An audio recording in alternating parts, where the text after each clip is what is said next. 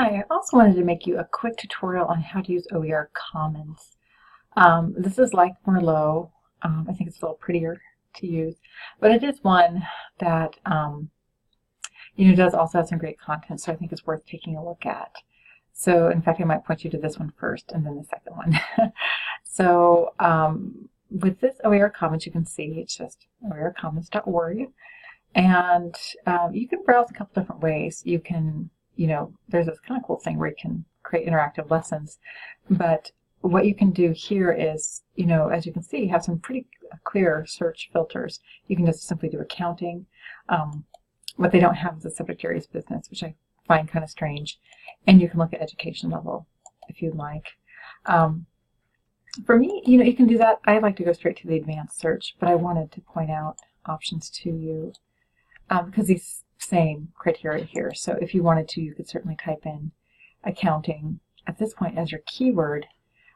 You can look at, limit it to business and communication if you wanted to.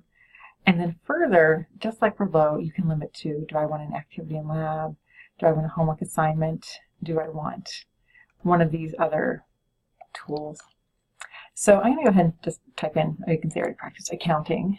And I didn't really limit at this point. I guess I think of accounting as primarily something that's going to take place with either advanced high school students or within this, division that we would normally teach in. But, definitely if you would like to limit, you can certainly do that. And again, of course, you asked for type of resource. So if you wanted to look at an activity lab, homework assignment, you can certainly do that. Whatever you'd like to do, you can see the options there. And I'm going to click search. And what we'll see is 127 results.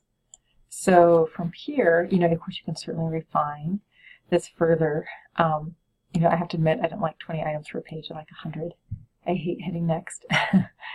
And what you can do is a couple different things. Of course, you can narrow down further. You can say, no, I think I do want to go ahead and set that, level to filter down further.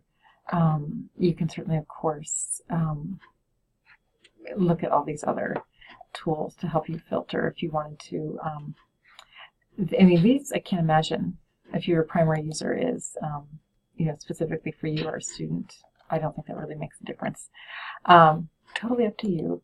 So some of these do. Oh, I clicked on full course. I'm like, why did it take away my thing? Also under activity and lab, there's some ways you can narrow down more specifically. So let's say we want to look at activity lab. We wanted to take a look at homework assignments.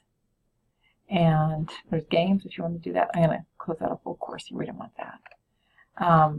And we'll go ahead and activity lab should be highlighted. So let's say you want to, well, let's focus on homework assignments. Did I just close that out? I think I did, didn't I? Okay, I've made this completely unhelpful. Okay, there it is, homework assignment. We have our filter.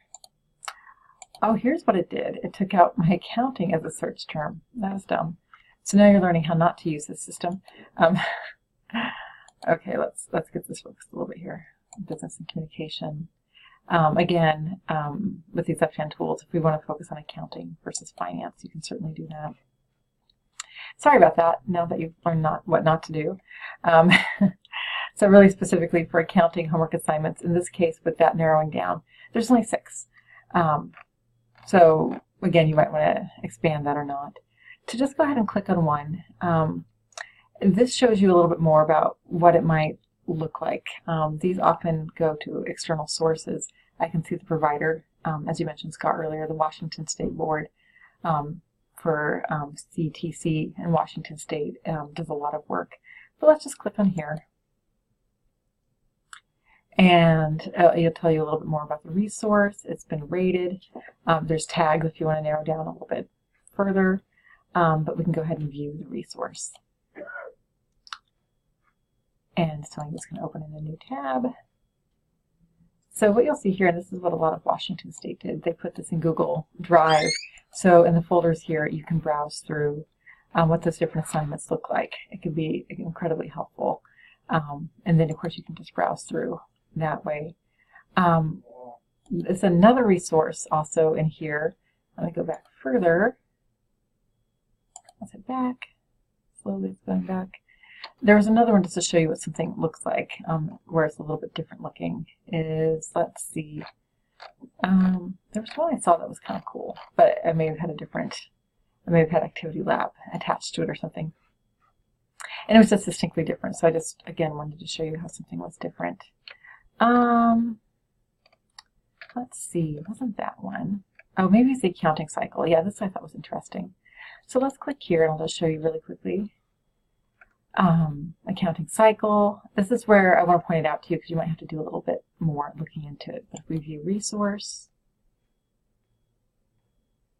In this case, slowly but surely, it comes up, but it gives you a summary. These are all active, useful things. Different ways you can download, but these look really helpful. Financial statement overviews, there's these flashcards, pretty helpful stuff. So anyway, I just want to show you this one more resource to help you out with this. In some cases you might find books, and so it's just looking at the book, and they'll have exercises embedded, but you'll have to look at the table of contents and go like, oh great, I need to navigate to page 25, for example. So yep, I just wanted to show you that really quickly. It's another really helpful resource.